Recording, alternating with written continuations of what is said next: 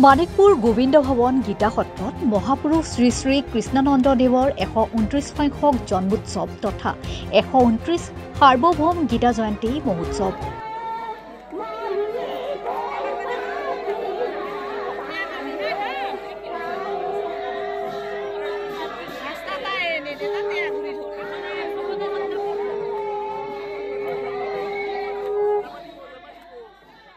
তিনিদিনীয়াকৈ অনুষ্ঠিত গীতা জয়ন্তী মহোৎসৱৰ আজি দ্বিতীয় দিনৰ কাৰ্যসূচীত উলিওৱা হয় এক ভাগৱত শোভাযাত্ৰা।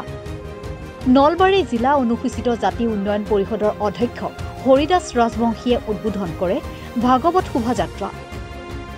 মানিকপুৰ গোবিন্দ ভৱন গীতা সত্ৰৰ ডেকা সত্ৰাধিকাৰ জলেশ্বৰ পাঠকে মল্যাৰ্পণ কৰা ভাগৱত শোভাযাত্ৰাৰ ভাগৱত বাহক হিচাপে ভাগৱত ধৰে ঘুনঘুনি কাটা গোবিন্দ ভৱন গীতা সত্ৰৰ অৰুণ কুমাৰ ৰায়।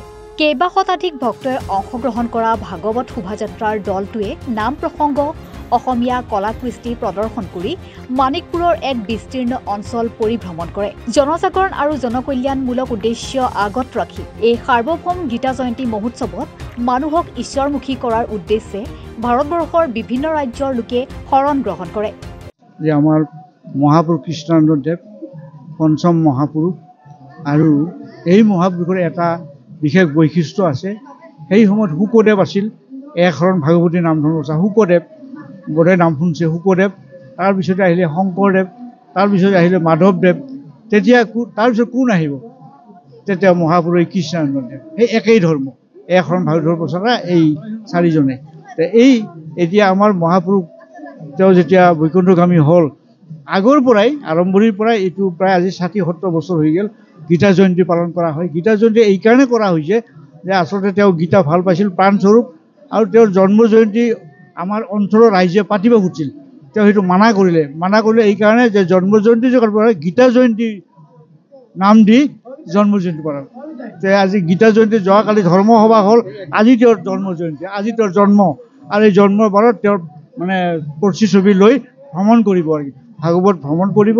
আৰু ভ্ৰমণ কৰি আহি আমাৰ ৰাইজে খোৱা লোৱাৰ ব্যৱস্থা কৰিব। তাৰপিছতে নাম গুণ চৰণ অহৰহ চলি থাকিব। এইটো এটা কৃতিত্ব আৰু বিশেষ বৈশিষ্ট্য এইকাৰণে যে অসমত মানে আসাম বেংগল এওঁ দুয়োটা সামৰি লৈছিল, কেৱল অসমকে ধৰি লোৱা নাছিল। আৰু এওঁ মহাপুৰুষ শংকৰদেৱতকৈও ওপৰত, এইকাৰণে ওপৰত যে তেওঁ ৰাজনীতিও কৰিছিল। 2বাৰ তেওঁ MLA আছিল অসম মন্ত্ৰীসভাত। তাৰপিছত ধৰ্মৰ ক্ষেত্ৰত কিছু অলপ অসুবিধা হয়, সেইকাৰণে তেওঁ ৰাজনীতিটো বাদ দি একনিষ্ঠভাৱে এই ধৰ্মত হেৰি কৰিলে। আৰু সেইধৰণে আজি গীতা জয়ন্তী ১২৯ সংখ্যক এতিয়া চলি আছে আৰু আমাৰ ভৱিষ্যতেও থাকিব। আৰু আমাৰ ইয়াতে বৰ্তমান বছৰে বছৰে আমাৰ যিটো ভক্তপ্ৰাণ ৰাইজ আসাম বেংগল চাৰিওফালৰ পৰা মানে হিলে দলে হিল্লোল ভাঙি আহি এটা হেৰি হৈছে, উপক্ৰম হৈছে। আৰু গতিকে এইটো আৰু কমি নাযায়, বৰ্ধিত হৈ থাকিব। ৩০ সংখ্যক গীতা জয়ন্তী মহোৎসৱ মানিকপুৰ গোবিন্দ গীতা সত্ৰত যোৱাকালিৰ পৰা আৰম্ভ হৈছে। যোৱাকালি আমাৰ ধৰ্মসভা হৈ গ'ল, আজি অখণ্ড নাম কীৰ্তন হ'ব, অহাকালি ভক্ত সন্মিলন হ'ব। এই উৎসৱটোৰ উদ্দেশ্য মাত্ৰ এটাই, সেইটো হৈছে জনজাগৰণ আৰু জনকল্যাণ। কল্যাণ মাত্ৰ এটা কাৰণতে হয়, যদি ৰাইজ ঈশ্বৰমুখী হয়। ঈশ্বৰমুখী নোহোৱালৈকে কেতিয়াও কল্যাণমুখী হ'ব নোৱাৰে। আৰু এই বাৰ্তাটোৱে মানিকপুৰ গোবিন্দ ভৱন গীতা সত্ৰই অকল অসমতে নহয়, অকল উত্তৰ-বংগতে নহয়, ভাৰতবৰ্ষৰ বিভিন্ন ৰাজ্যত দি আছে, দি থাকিব। এইটোৱে সংকল্প। মহাপুৰুষ শ্ৰী শ্ৰী কৃষ্ণানন্দদেৱৰ ১২৯ সংখ্যক জন্ম জয়ন্তী উপলক্ষে অসম তথা বেংগলৰ বিভিন্ন স্থানৰ পৰা আহি ইয়াত ভক্ত সমবেত হৈছে। অকল ভক্তই নহয়, শ্ৰী শ্ৰী কৃষ্ণানন্দদেৱ আছিল ভাৰতবৰ্ষৰ স্বাধীনতা সংগ্ৰামী, লেখক, অনুবাদক। তেওঁ মদ ভাগৱত গীতা আৰু শ্ৰী শ্ৰী নামঘোষাৰ বিশ্লেষণাত্মক টীকাভাষ্য লিখিছিল। আৰু সেই হিচাপে কোনোবাই যদি প্ৰতিষ্ঠানিক ধৰ্ম পালন নকৰিলেও তেওঁক এগৰাকী স্বাধীনতা সংগ্ৰামী বা এগৰাকী লেখক, অনুবাদক হিচাপে ৰাইজে মনত ৰাখিছে আৰু ভৱিষ্যতেও মনত ৰাখি যাব। মহাপুৰুষ স্বামী কৃষ্ণানন্দদেৱৰ ১২৯ সংখ্যক জন্ম জয়ন্তীত এইবাৰ আমি ২, ৩ আৰু ৪ ডিচেম্বৰত আমি পালন কৰিছোঁ। ২ ডিচেম্বৰত ধৰ্মালোচনী সভা হৈছিলে আৰু সেই ধৰ্মালোচনী সভাত আমি অসম সত্ৰ মহাসভাৰ সম্পাদক মাননীয় কুসুম কুমাৰ মহন্তদেৱক কৃষ্ণানন্দ বঁটা ২০২৪ প্ৰদান কৰি আহিছোঁ। আৰু মাননীয় কুসুম কুমাৰ মহন্তদেৱে অসম চৰকাৰলৈ এটা অনুৰোধ কৰিছে কৃষ্ণানন্দ যিটো বঁটা সেই বঁটাটো যাতে চৰকাৰীকৃত হওক, চৰকাৰে সেই বঁটাটো প্ৰদান কৰক। তাৰোপৰি আমাৰ এই সত্ৰখন এখন বিশেষ কাৰণতে উল্লেখযোগ্য সত্ৰ, কাৰণ এইখন সত্ৰতে অসমৰ আটাইতকৈ বেছি পশ্চিমবংগৰ মানুহ, উত্তৰ-বংগৰ ভক্তই আজি শৰণ লৈছে। গতিকে সেই ক্ষেত্ৰত আমাৰ সত্ৰখনে এক বিশেষ ভূমিকা পালন কৰি আহিছে।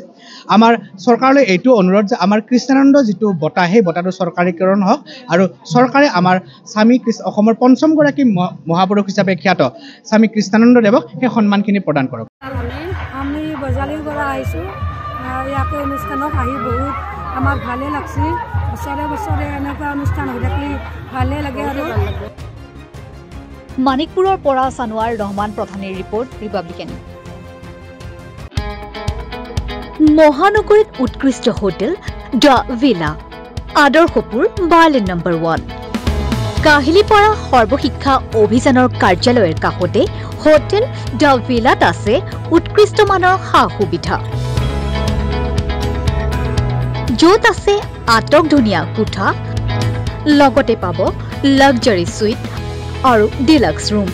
তদুপৰি ৰেষ্টুৰেণ্টত পাব আপোনাৰ মন পচন্দৰ সুস্বাদু খাদ্য আৰু পাব বাৰ আৰু ছুইমিং পুল।